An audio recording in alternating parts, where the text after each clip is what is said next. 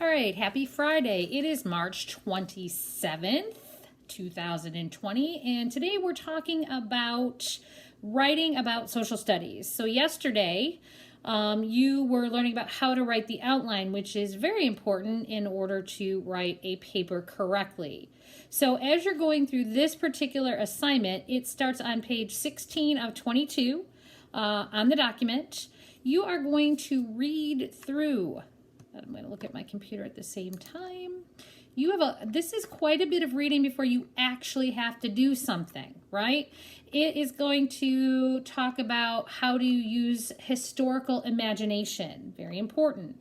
Also talking about how to write a paper essay. You're going to read through selecting a topic, identifying your purpose of writing, determine your intended audience, collect information.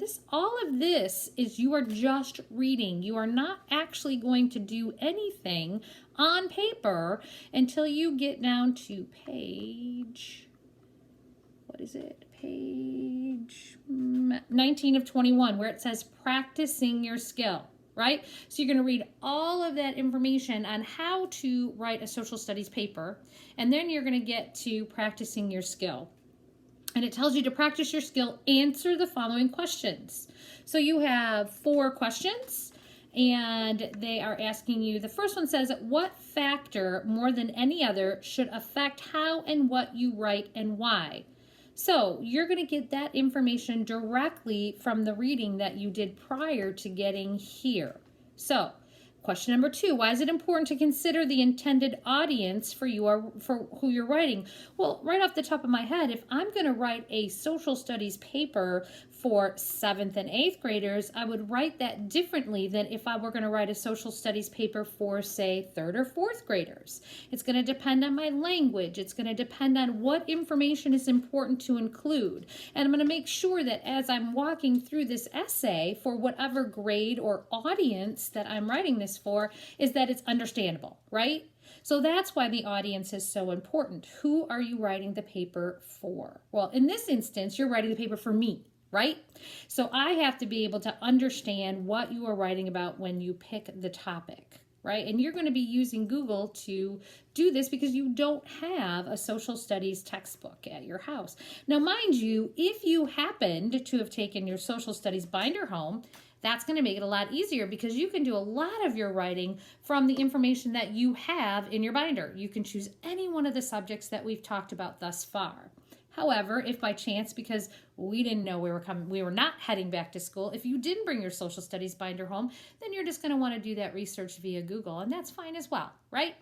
So when you move on from there, you're going to go to applying the skill, right? And it says the 4 sections contained in skill worksheet provide you the opportunity to work through the 4 main stages in writing an essay. So the first thing you have to do is you have to write an outline, which is what we learned yesterday. Awesome, using that skill already, right?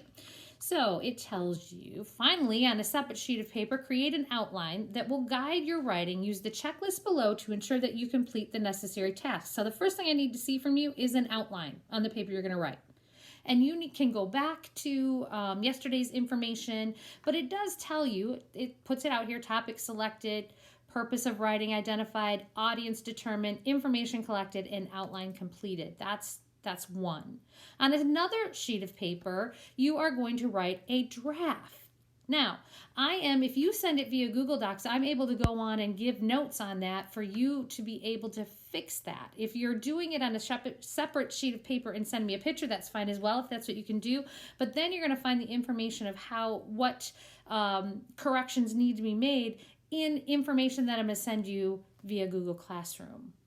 So then you're going to move on to applying the skill 3, which is revising that first draft. And here's what I suggest. Mom and dad, big brother, big sister, have them look at your draft writing and have them tell you, show you information that maybe they think is incorrect, or spelling, grammar, anything that they think that might need to be corrected. You can use someone else in the house for that as well. And then you are going to finally applying the skill, and it's going to tell you skill number 4 is when you're going to actually do a completed social studies paper. So you are going to have 1, 2, 3, 4, looks like 5 different things that need to be done. And this is going to take some time because this is a paper, right? This was not just answering questions. You have to do some research and you have to actually write a paper. So your paper must be at least 1 complete page because you can't write a social studies paper about something that isn't at least a page long. All right, again, if you have any questions, send it to me via Google Classroom or email. Be safe, be well. I'm excited to see what subjects you all are going to be writing about, and I look forward to seeing you all soon. Have a great weekend.